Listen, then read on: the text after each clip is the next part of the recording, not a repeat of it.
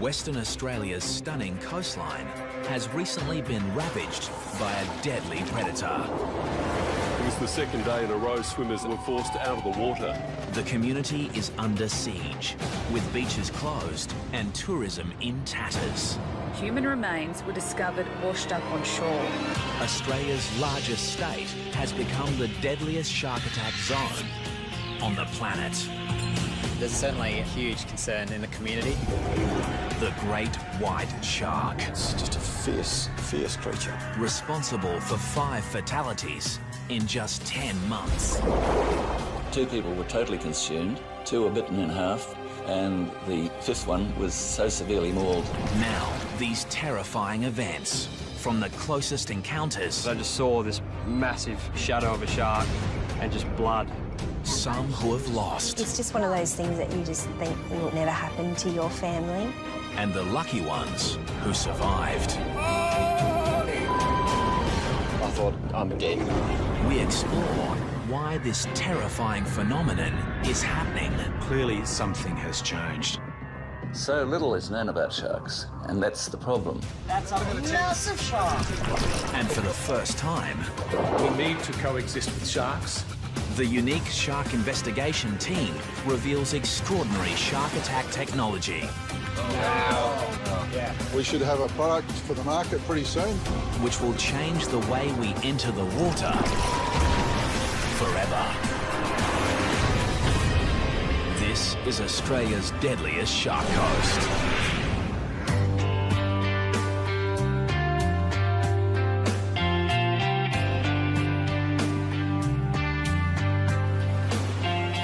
Western Australia's coastline spans over 12,000 kilometres of some of the most beautiful beaches in the world.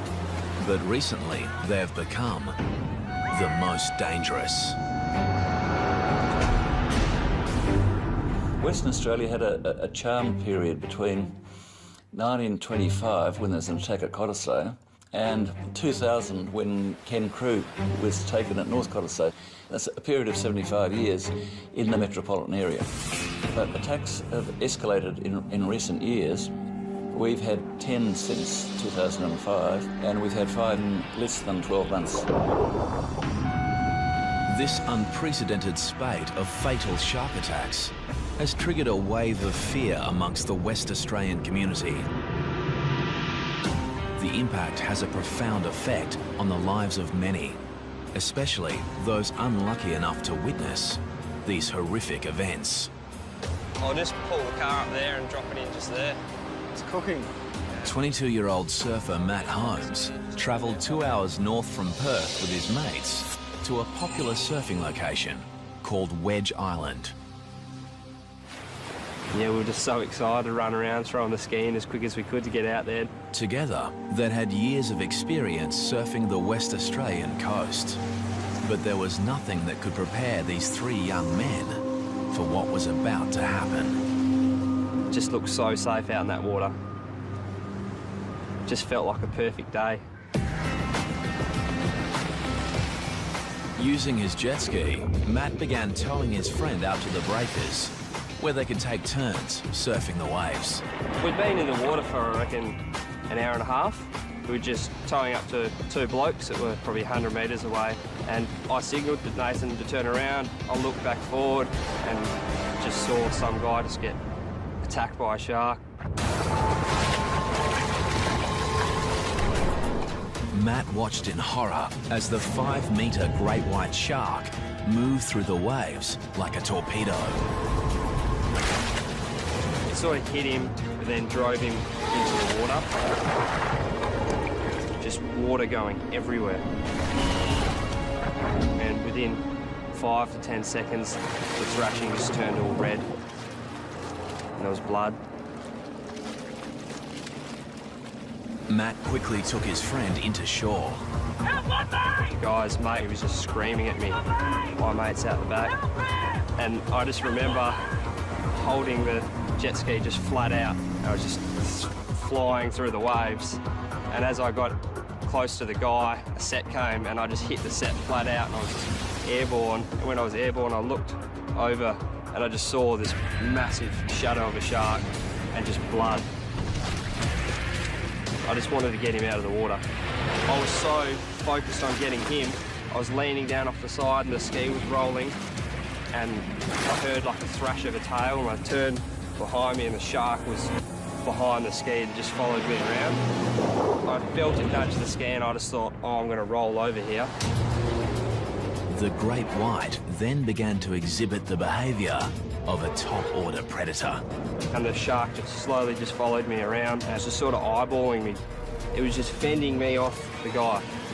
Just the way it was just hugging me off him, I couldn't get any closer. They say they bite humans and let go. This shark was determined. This shark was fending me off the body. The shark wanted him. Despite placing his own life at risk, Matt's efforts were to no avail. As I got closer to him, he just took the rest of him and dove off into the white water. No one on the beach that day could predict the horrific events that unfolded so quickly and that tragically took the life of Ben Linden. He was 24. His body was never recovered. Witnesses say the shark was at least 4 to 5 metres. With one bite, it cut the young victim clean in two. Ben would become the 5th shark attack victim in less than 10 months, and Western Australia would earn the unenviable title as the world's deadliest shark coast. Several beaches were closed yesterday. It was the second day in a row swimmers were forced out of the water. There's no doubt attacks are up. The question is why. As the media feeding frenzy on shark hysteria gathers momentum, A killer shark is prowling Western Australia's southwest coast. the authorities launch a full-scale shark task force to investigate why this is happening. The government had to respond to a situation of 5 fatalities. That was unusual, and clearly something has changed. I'm of the view, whether it's scientific or anecdotal evidence, that the number of sharks have increased and that has proved to be a threat. Investigations into all 5 recent shark fatalities reveal just one suspect. The great white shark, recognised as the fiercest predator on the planet. Many believe their protected status over the past 15 years may be to blame. The great white shark's been protected in Australia since 1997 and in Western Australia for the same period. One of the enduring theories is that since their protection, their numbers have exploded. So what is drawing the sharks into the Western Australian coastline? To be honest, it's a really difficult question to answer. I think that there are definitely times of year where sharks are more common off of the WA coast, and there are times of year when they've kind of left the coast and have gone to other regions. Theories include the resurgence in whale and seal populations along the coast, while others believe a decrease in fish stocks has the sharks coming closer into shore looking for food. You know, there always has been sharks, but not like there has been the last few years. They're following the prey boats around while they're pulling pots every day. The sharks, and it'll probably be the same sharks, are following the boats because they're letting go of their old bait. And also it's attracting the smaller fish at feeding on that bait as well, so it's a very easy feed for them. Scientists believe a significant rise in the ocean's temperature may also be bringing sharks closer into the coastline, looking for cooler pockets of water. White sharks are more common in cooler temperate waters, but they do move very large distances out of those typical temperature regimes. The Department of Fisheries launches an extensive shark monitoring program to investigate the great white's movement patterns. The thing about white sharks is that they're an inherently difficult species to study, and the research we're embarked on now is probably going to take a number of years before we have any conclusive answers about how the sharks are using waters off Western Australia and how that relates to the frequency of shark attacks we've had in the last year. If the scientists were honest, they would give us those 3 little words, which are simply, we don't know. So little is known about sharks, and that's the problem.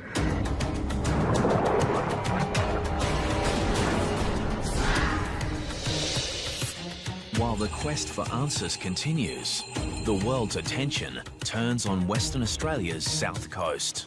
Peter Kermode was moored while diving, but the 33-year-old couldn't be saved.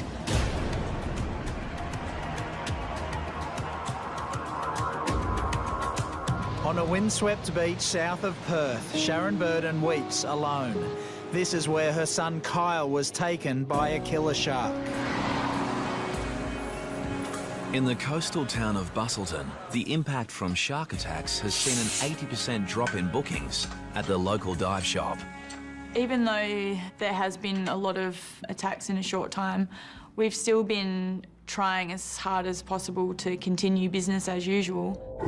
Diving in the area for the past 19 years, Alicia has her own thoughts on why there may be more great whites along the south coast. There are theories about why we've had so many attacks in such a short time, and one of them is because of a large female that has resided at Cape Naturalist for many years, and just the fact that a female resides there brings in males looking to mate.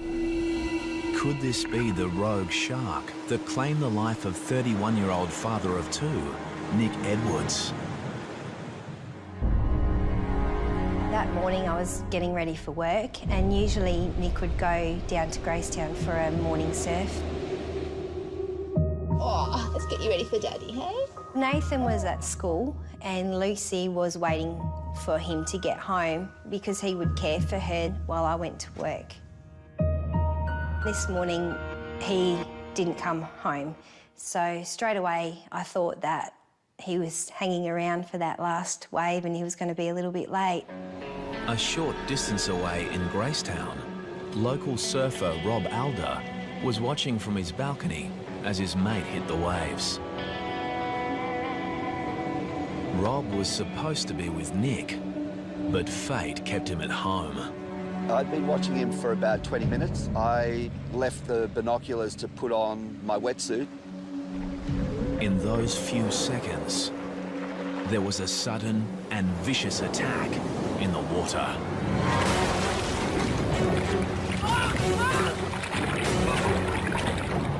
I came back to the binoculars and saw just a half a board bobbing around, and I thought maybe he'd had a heavy wipeout and possibly broken his board, which is not uncommon here, and that he'd surfaced, but I let a couple of waves roll through and he didn't come up, and then I figured something wasn't right. And so I jumped on my bike after calling the sea rescue. As I was cycling down the path, there was somebody running back up, yelling, "Shark, shark." When I arrived down here on the point, my friend Craig was already in the water up to his waist. He started waving at me furiously, so I ran down to where he was. He was handling a person, obviously a surfer. He had a wetsuit on, and he was trying to get him out of the water, but the rocks are really difficult here. So together we managed to lift him, and it was then that I realised he'd been attacked by a shark. But in the frenzy, Rob had not identified the shark attack victim. He was about to get the shock of his life.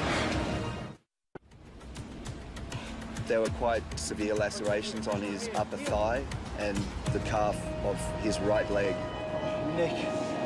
As they assess the victim's injuries, Rob Alder is shocked to discover it's his surfing buddy, Nick. Here, pressure here.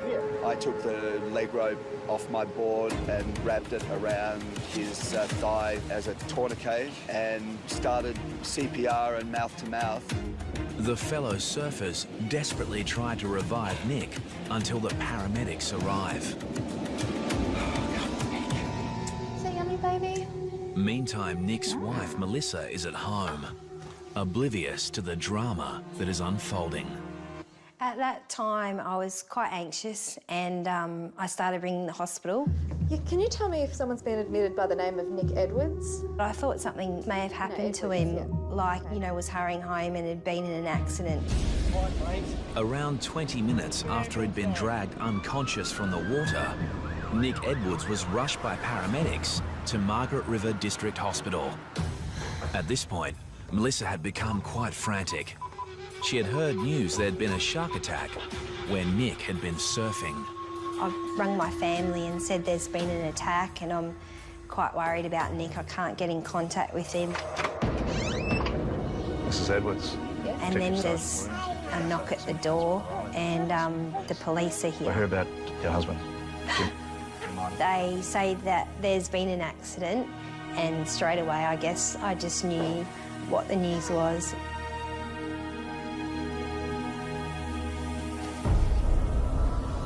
The victim was dragged from the water unconscious. He died on the way to hospital.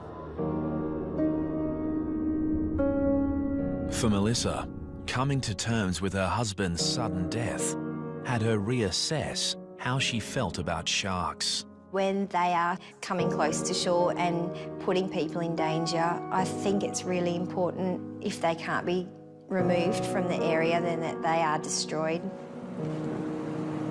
Somebody said to me, what right do we have to play God with the sharks? There's no price you could put on a human life.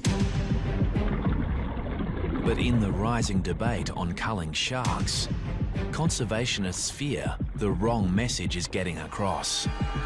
White sharks are the apex predator in our marine environment, and it's really important to understand how important they are. If you take out apex predators in an ecosystem, all the other lower predators multiply and the whole system comes out of balance. So we do need to protect white sharks, and if people enjoy eating local seafood, they enjoy scuba diving, whatever it is about the marine environment they enjoy, they have to understand that white sharks are critical to maintaining that balance.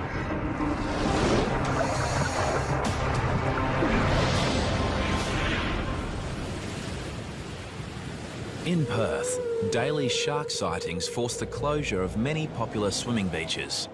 But despite the increased shark threat, there are still a few brave souls who aren't afraid to venture into the water. I'd like to welcome everyone aboard Blue Destiny. My name's Mark, I'm the skipper. Today, divers are heading to the northern tip of Rottnest Island, a popular tourist island just off the coast of Perth. Do you want to see a shark? Hope so. With some trepidation, they're about to dive the exact same location, which only 12 months ago was the scene of a horrific shark attack.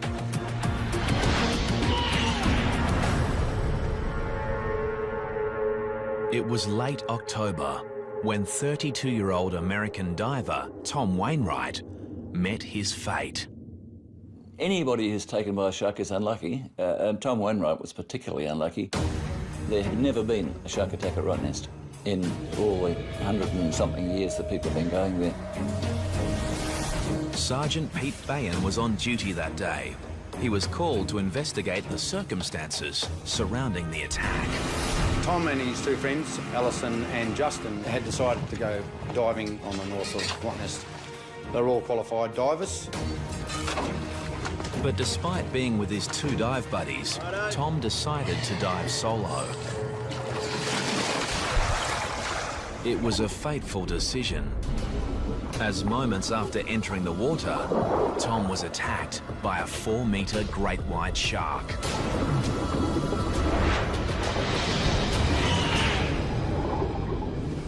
Justin and Alison noticed a disturbance on the surface where a huge amount of bubbles came to the top.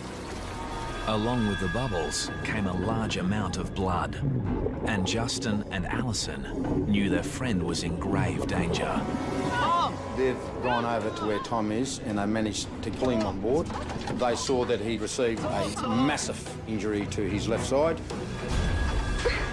His left arm was missing and there seemed to be a circular bite from the top of the shoulder, which had gone around through to the centre of his chest and out to through to his left hip. So it was like a half-moon shape that had gone. It was a brutal, savage bite. Shark hunting patrols are resuming this morning for the great white that's believed to be responsible. Tom Wainwright would become the second shark fatality in less than 2 weeks, following the disappearance of a swimmer at the beach suburb of Cottesloe. After 2 days of searching, the only trace of Bryn Martin are his speedos, triggering speculation that a rogue shark may be responsible. And for shark author Hugh Edwards, it's a theory that should not be ruled out.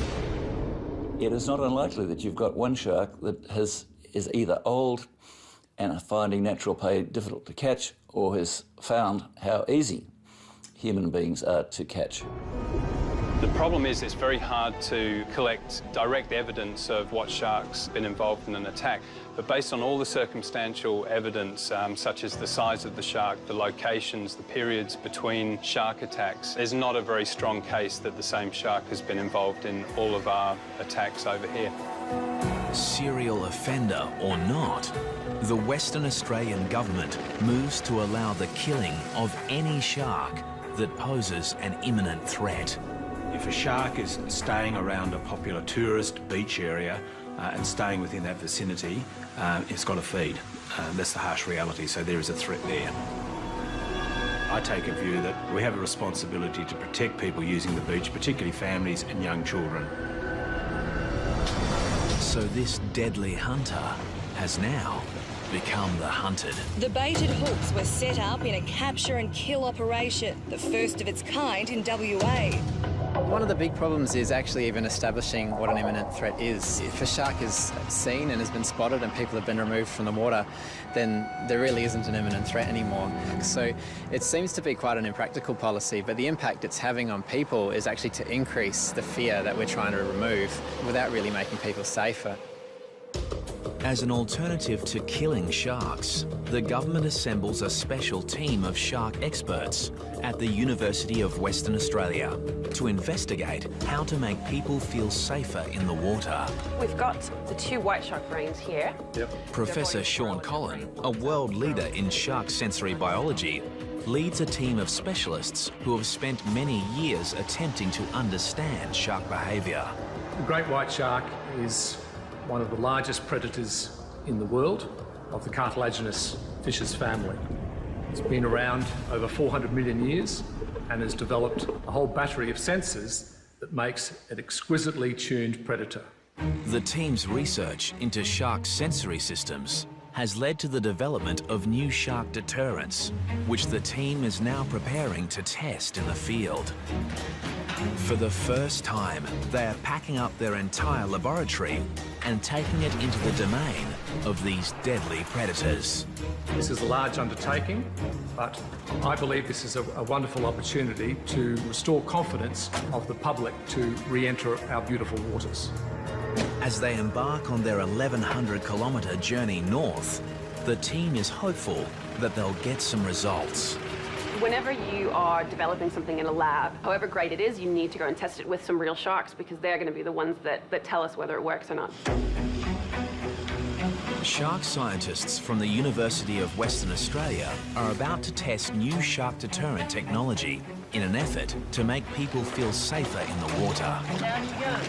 At a remote beach location, the Oceans team is about to trial an eco-alternative to the highly controversial shark nets that are used in some parts of the world.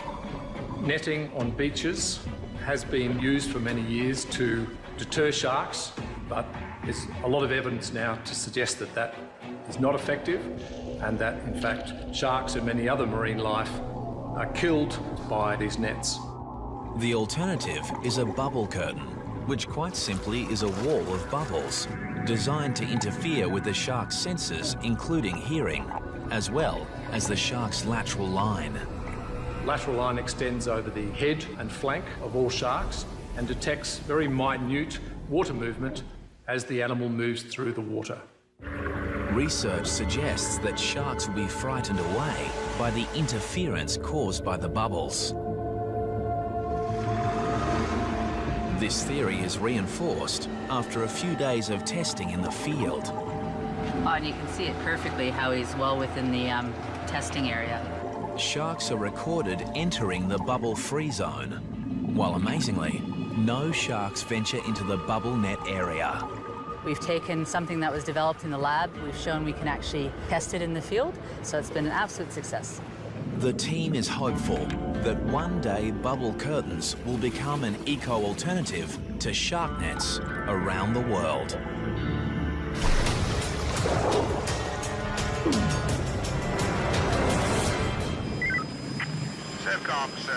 Back in Perth, shark patrols are stepped up to combat the increased shark activity.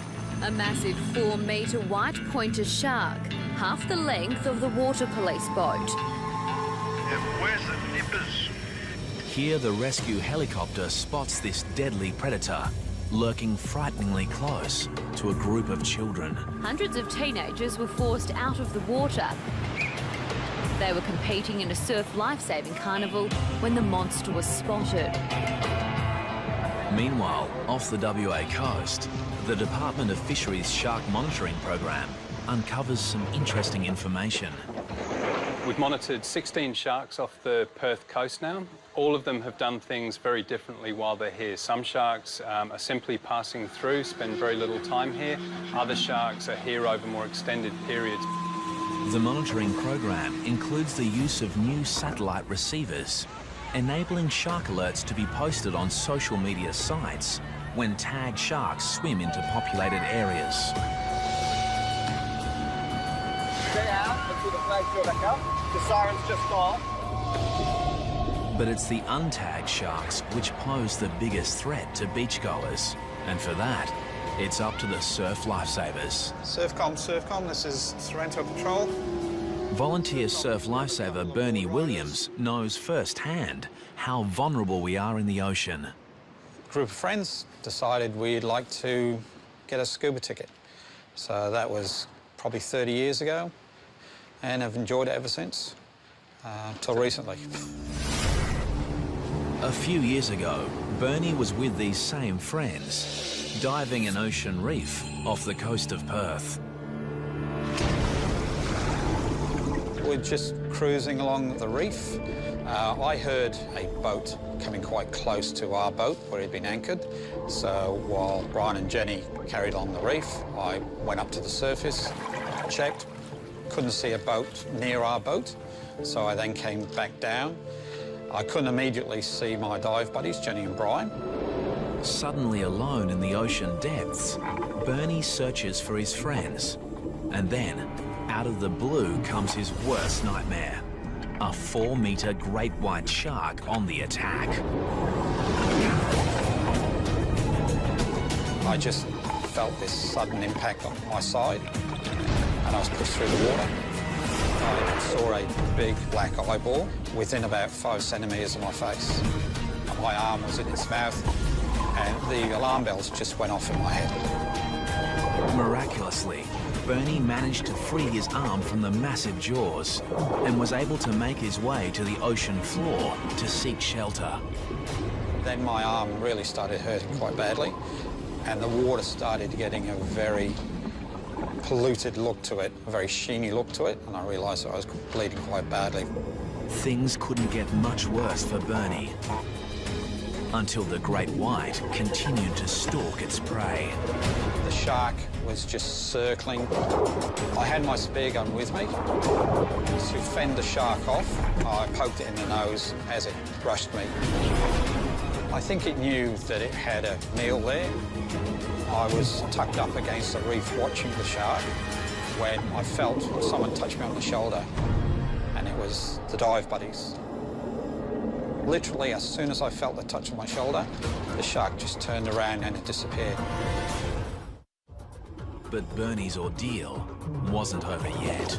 That trip from the bottom to the surface had to be the most frightening trip you could ever think of, because the speed of these sharks, it could have quite easily attacked us and made mincemeat of us in the water. Finally, they reached the surface, and with the help of some nearby fishermen, all 3 divers make it to safety. Bernie realises it was a lucky escape. He attributes his survival to a portable shark repellent device. My belief is one of my dive buddies, Brian, was wearing a shark shield, and I think that probably deterred it because it just took off. The shark shield works by emitting an electrical current that theoretically deters sharks within a 3-metre radius of the device. Shark right at the surface. Big one. Right now, the shark shield is being tested by the oceans team off the WA coastline. So we're just attaching the shark shield to the top of the rig here. The scientists have baited and set a number of stereo camera rigs, and all they have to do is wait. Recent testing using the shark shield on great whites showed the device had a clear effect on the animal's behaviour. But it also showed that the shark was not repelled in all situations. Essentially, if a long enough period of time was given, the sharks would eventually still take the bait while the device was active. And so, really, it's still a little inconclusive as to whether this device is really functioning as effectively as it could do.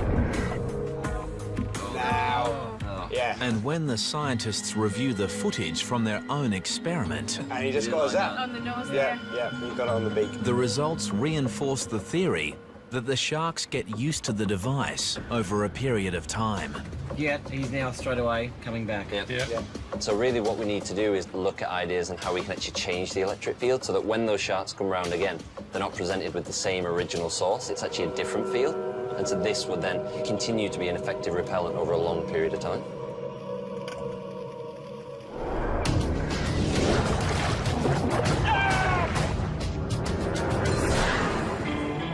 It's not just surfers, divers or swimmers that are at risk. Any surf craft on the water is in danger of being attacked by sharks. As Martin Kane discovered while surf skiing with friends at a popular beach just north of Perth. When you get out there at sunrise, it's a very spiritual experience. It's just a great way to start a day. It was on one such day that Martin and friends encountered a pod of dolphins, a stunning and quite common event. Except these dolphins were behaving strangely. There's about 5 dolphins on my right as I passed by. We're actually huddled up together in a very tight formation, almost floating. We stopped for a while. Martin stopped, but a few of the rest of us stopped for a bit longer because we were so interested in it. Martin began to paddle off, leaving the group behind. And at that moment, a 3-metre great white shark began moving towards him at a speed estimated to be up to 45 kilometres per hour. And then this almighty crash and bang. So I grabbed the ski in its jaws, lifted it up in the air, probably 2 or 3 metres, and the knife toppled out on the front.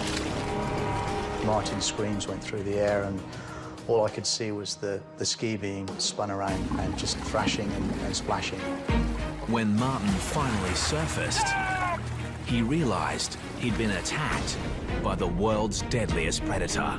It was just an awesome power of this thing. The tail was just going, you know, left to right like this, and the head was going in the same direction. And I could hear a sort of a hum coming off, you know.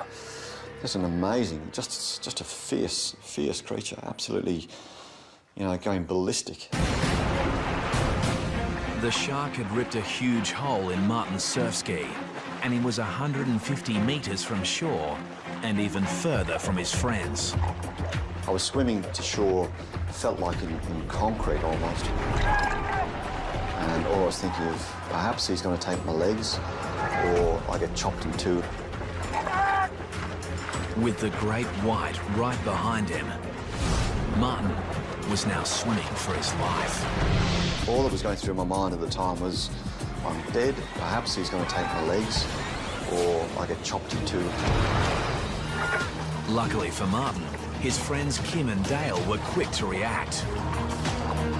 Dale said, get on the back of the ski. So I scrambled up like a mad cow and nearly tipped him into the water. All 4 men were still in danger, so they grouped closely together and paddled for their lives. If the shark had have come back in any direction, then the guys would have had a go at it. But it wasn't until I got to the beach and looked back out to my ski to see the shark doing a victory lap around my ski that I really thought, oh my God, that was close. Since the attack, Martin has reassessed his relationship with the sea. It's changed the confident attitude that we used to have, you know, go out in the mornings, bit of deep breathing, you know, fresh air, dolphins, to the sharks out there, you know.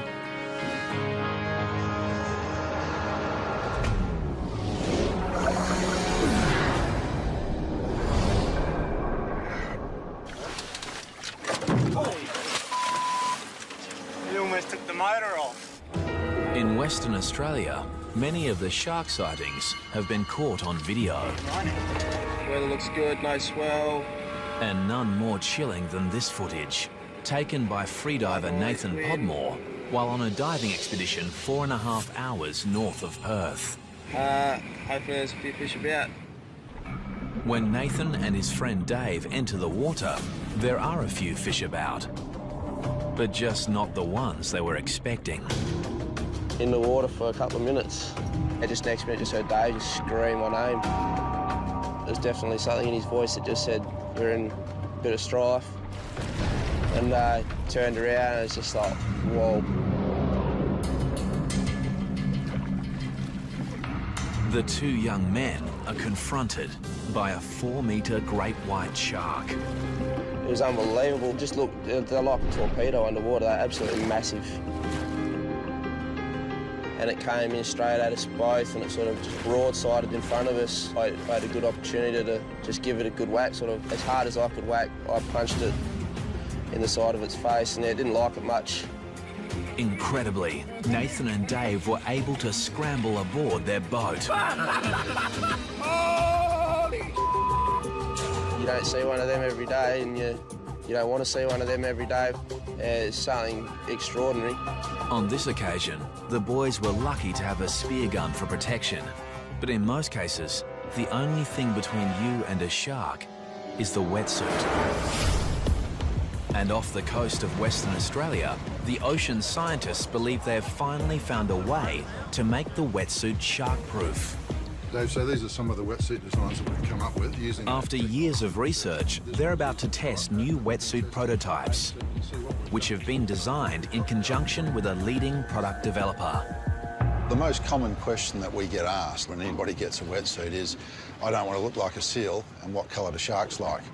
Well, we think now, based on the science that's been done, the research that's been done so far, we know the answer to that question. The answer comes following the Ocean Institute's compelling study of the evolution of the shark brain. Here, Dr. Kara Yopak compares the brains of a great hammerhead shark and a manta ray with the smallest brain of them all. Believe it or not, that's the brain of the great white shark, which is actually quite small relative to its body size. But what is really impressive about the great white brain are these visual brain regions, which are these two lobes located here. And this is the part of the brain that receives the majority of visual input. So what this tells us is that the great white is actually a very visual predator. And so it's far more likely that using a visual repellent is going to be more effective in this species. This leads to the research team's breakthrough discovery, revealing sharks may actually be colorblind. Once you know what the shark can see, you can then start to design things which will either be very visible to the shark or actually quite cryptic to the shark. With this knowledge, the new prototype wetsuit designs include a camouflage suit for divers, while surfers will adopt a striped base pattern, much like a poisonous sea snake, and shown underneath this surfboard. The strategies are twofold. One is a can't see me strategy, cryptic in the water, and the other one is a can see me but don't eat me strategy. The idea being that even though you're perceived, you're not perceived as a meal. Today, the Oceans team is about to test the camouflage design against the popular black wetsuit. Each test wetsuit will be filled with a mix of fish and tuna oil attached to a stereo camera rig and lowered to the ocean's depths, where hopefully some sharks will take the bait. Just watch the waves, boys. And now, the answer to the biggest question of all. Do the shark-proof wetsuit designs actually work? That used to be our experiment. Because it looks like one of the wetsuits has just become shark food. I think we might have found a shark. Oh my... We've just pulled the treatment out of the water. The black wetsuit has had significant shark attacks, significant damage. Take it down the back, Caroline. Have a look at the teeth mark. The black wetsuit appears to have been mauled by a shark, So now the team is anxious to see if the camouflage wetsuit has been attacked, or whether the new design really is shark-proof. We've just pulled out one of our designs as well, and that hasn't suffered any damage at all, so very good early signs. The team retrieves the underwater camera and reviews the footage to find out what actually happened. And there she goes. Okay. She's having a bite. Right. Look at that, she's nearly getting the barrel in her mouth. That's a massive shark. This huge tiger shark destroys the traditional black wetsuit in one bite, desperate to get the bait hidden inside. And this is the control. Okay. And to reinforce the science, even though this barrel is filled with the same bait, this deadly predator shows little interest in the new camouflaged wetsuit, leaving it completely unscathed. If you compare this with what happened with the control, I mean, while it might be early days, there is no denying this is a significant breakthrough, which may just revolutionise the world's wetsuit market. It's full steam ahead from here. We'll continue the science and the research, and we should have a product for the market pretty soon that's going to make people feel a lot more comfortable about being in the water.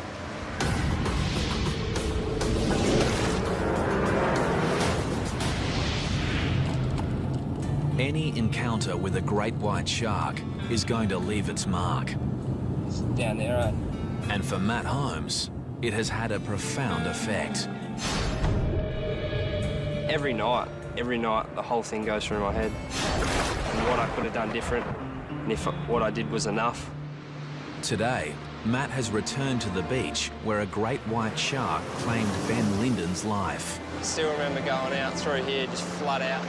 But he can only watch on as his friend takes their beloved jet ski out for a spin.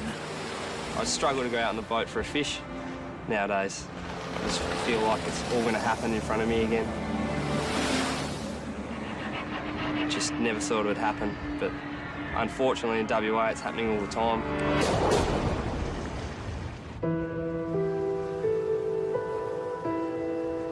Going back to Gracetown is a good feeling for me and the children because that's where we feel closest to Nick. The loss of Melissa's husband, Nick, means her life and the lives of her children will never be the same.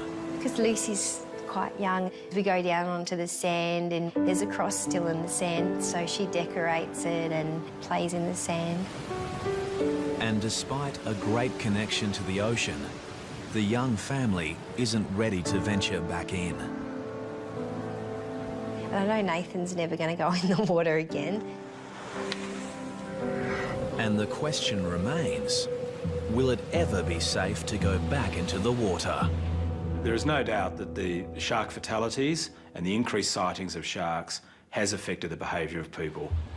So it's affecting our lifestyle because one of the great things of West Australia are our beautiful beaches, our long coastline and the enjoyment of that environment.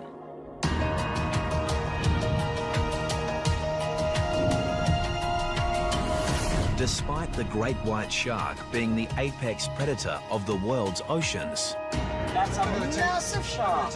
and all the scientific minds and money behind the research, these formidable animals remain an enigma.